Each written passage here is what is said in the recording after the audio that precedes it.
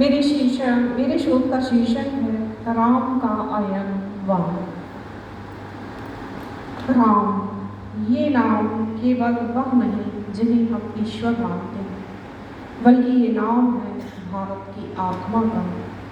ये नाम है उस मर्यादा पुरुषोत्तम का जो जन जन के नायक है, जिन्होंने दिव्य पुरुष होकर भी मानव से संघर्ष और उससे उपस्थित पीड़ा को आत्मसात किया है। संभवतः इसीलिए राम हर वर्ग के मानव मन में बसे हैं।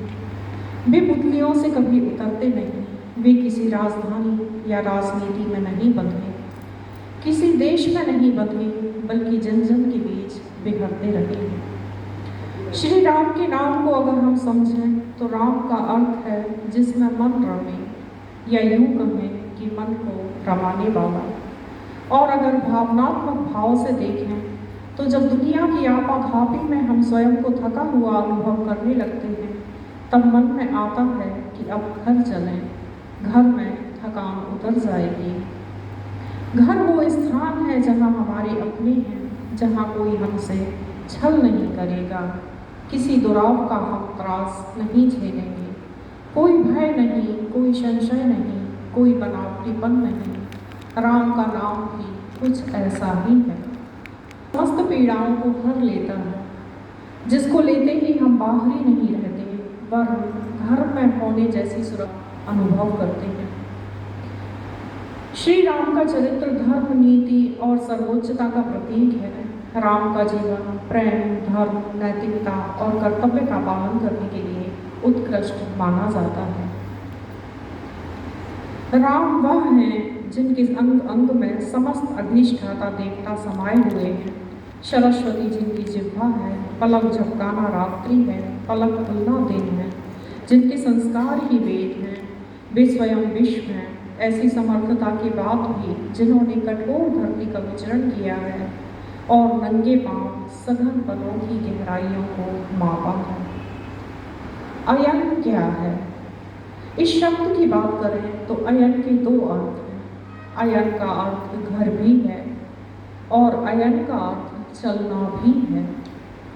वन निर्वासन में जब श्री राम ने महर्षि वाल्मीकि से पूछा कि मैं अपना घर कहाँ बनाऊं, तब महर्षि वाल्मीकि ने बड़ी गूढ़ बात कही थी कि हे राघव, ऐसी कोई जगह नहीं है जहाँ तुम नहीं हो, तथापि जहाँ काम हमेशा अतृप्त रहते हैं, समुद्र की तरह अनंत कथा रूपी गंगाएं आए, फिर भी समुद्र जैसा का तैसा आकांक्षी बना रहे।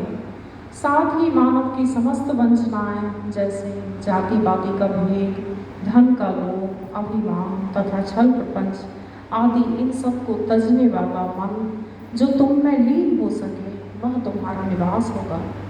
इसके पश्चात मुनि वाल्मीकि के बताए अनुसार चित्रकूट में मंदाकिनी के किनारे एक पर्णशाला में श्री राम ने वास्तु यज्ञ कर विधि पूर्वक गृह प्रवेश किया।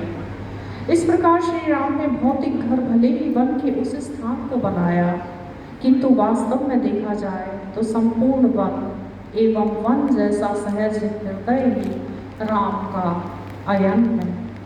और हम कह सकते हैं कि वन बना मन और मन बना वन ही राम का अयन है। अयन का दूसरा अर्थ जो कि गति है, चलना है, या यूं कहें कि एक निश्चित उद्देश्य से चलना है। वन में आकर राम पर्णशाला तक स्वयं को सीमित नहीं रखते, वे वनवासियों तक जाते हैं, उनके सुख दुख जानते हैं। वन में तपस्या करने वाले ऋषि मुनियों की रक्षा का भार ग्रहण करते हैं और इसी क्रम में एक से दूसरे वन को लांघते लांघते दंडक वन में पहुँचते हैं, जहाँ अनेक भयानक राक्षसों का वध कर वन के बोझ को हक लेते हैं। वे वन से वन नापते बढ़ते जाते हैं, न किष्किंधा में प्रवेश करते हैं, ना ही लंका में।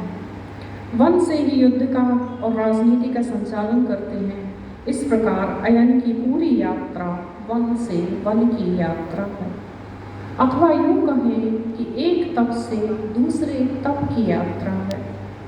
राम कथा चाहे विभिन्न ग्रंथों में हो, पर वह प्रतिष्ठित तथा प्रसिद्ध राम के वन जीवन काल में ही हुई है।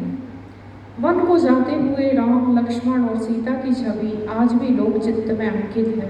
अनेक क्षेत्रों में एवं तीर्थ यात्रा में इसी वन यात्रा के गीत गाए जाते हैं। प्रत्येक तीर्थ यात्रा जैसे राम के पीछे चलने वाले अकिंचनों की ऐसी विजन की यात्रा है, जिसमें आदमी अपरिचित जन में भी स्वजन की पहचान पाता है और विजन अर्थों में सजन हो जाता है। अतः हम कह सकते हैं कि राम का वास्तविक अयन वन है। राम का निरंतर चलते रहना ही उनका जीवन है और जन जन के पवित्र होने की यात्रा है।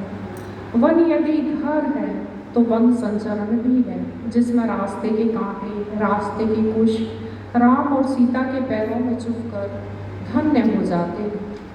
दूसरे रूप में देखें तो राम के जीवन में वन जन्म से ही जुड़ा हुआ है, क्योंकि संपादित यज्ञ के प्रसाद से ही वह अपनी माता के गर्भ में आते हैं। वन में स्थित विश्वामित्र के आश्रम में राम सांगोपांग वेद की शिक्षा पाते हैं। उसी वन यात्रा से उनके विवाह का शुभ प्रसंग भी जुड़ा है और फिर विवाह का मुद मंगल अधिक दिनों तक नहीं रहता। राज्याभिषेक की चर्चा के अगले दिन ही उनका वनगमन होता है और वह राज्य पद त्याग कर वनगामी होते हैं। वह वन में प्रस्थान करते हैं और वन भ्रमण में वन से एक ऐसी वन संस्कृति का प्रादुर्भाव होता है जिसमें अभय है, जहाँ वन्य जीवों में भी साहचर्य विकसित हो जाता है। राम का वह अयन एक ऐसा मनोहारी दृश्य है जिसमें नगर का प्रपंच नहीं है, जहाँ अर्थ की लिप्सा नहीं है, जहाँ प्रकृति के मुक्त दान से संतोष है, जहाँ छल नहीं है, सहज सीधा व्यवहार है। वहाँ बीहड़ वन है, जंगली जानवर हैं, किंतु विचित्र प्रकार का अभय है। कोई किसी से डरता नहीं है, सब अपने रास्ते जाते हैं, इसलिए कोई घेरा नहीं है, किसी सुरक्षा की आवश्यकता नहीं है। राम की वन यात्रा एक सीधे साधे आदमी की अपने पिता के सच की रक्षा में ओढ़ी हुई यात्रा है। यह यात्रा प्रत्येक दुख से निर्भय है, ऐसी किसी आकांक्षा से भी मुक्त है जिसमें किसी सुख के भोग की प्राप्ति हो। अतः राम की वन यात्रा नैतिक मूल्यों का चरमोत्कर्ष है और राम का अयन वन युगों युगों तक मानव के सर्वांगीण विकास में सहायक बना रहेगा। जय श्री